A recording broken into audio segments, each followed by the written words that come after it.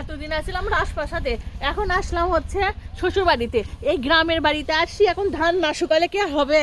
শাশুড়িকে আর ভাত দিবে?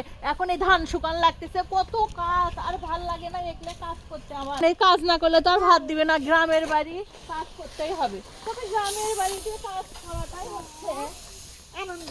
আনন্দ কারণ হচ্ছে এই যখন এই ধানের সময় আসে তখন কিন্তু গ্রামের বৌজিরা সবাই মিলে যখন আমরা এই যে ধান শুকাই তখন কিন্তু অনেক আনন্দ। এই কিন্তু চাল হয়, এই ভালো করে দেখ লাবি, ভালো করে সময় করে দেখ, একটু পাবে।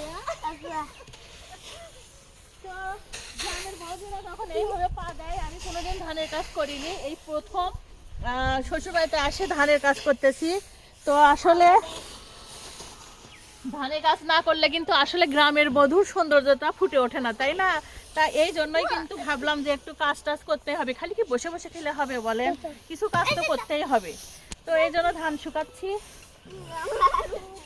আর কৃষকরা কত কষ্ট করে, গ্রামের বৌজিরা কত কষ্ট করে ধান শুকায়, আগে বুঝতে পারিনি, এখন বুঝতে পারছি যে এই ধান থেকে চাল বের করতে কত কষ্ট গ্রামের বৌজিদের।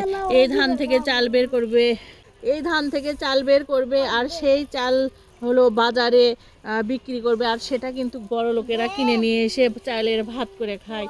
আর যারা টাকা দিয়ে কিনে তারা কিন্তু বুঝতেই পারে না যে হচ্ছে কত কষ্ট। তবে এই যে আজকে আমি বুঝতে পারছি যে কত। এটাকে কি বলে আপনাদের এলাকায়? এটাকে আমাদের এলাকায় ধান শুকানো হোরপা বলে। আর এই হোরপা দিয়ে কিন্তু মানুষ এইভাবে ধান সমান করে দেয়। তো এই হোরপা ছাড়া আসলে ধান শুকানো সম্ভব না, আর এই ধানটা এইভাবে কিন্তু জোড়ানোও সম্ভব না। তো আমাদের এলাকায় এটার নাম হোরপা, আপনাদের এলাকায় এটার নাম কি? কমেন্ট করে সবাই। এটা কি জানেন? এটা হলো ঝাঁটা। আর এই ঝাঁটা ছাড়া মহিলাদের দিন কাটে না। সকালে উঠে আগে এই ঝাঁটা হাতে দেওয়া লাগে। মায়ের বাড়িতে তাই, শ্বশুর বাড়িতে তাই, বুড়ো হলে যে ছেলের বাড়িতে থাকবো, ছেলের বাড়িতে ওই একই কথাই। তো ঝাঁটা ছাড়া মহিলাদের দিন কাটে না, আর এই ঝাঁটা হলো সারা জীবনের সঙ্গী। শীতের সকালে গ্রামের বৌজিরা কিন্তু শাক উঠায় এইরকম জমি থেকে। তো আমি কিন্তু আজকে সরিষা শাক উঠাতে আসছি। আর এই সরিষা শাকটা হচ্ছে শাক উঠাচ্ছে, আর এই সরিষা শাক ভাজতে কিন্তু ভেজে খেতে কিন্তু অনেক স্বাদ।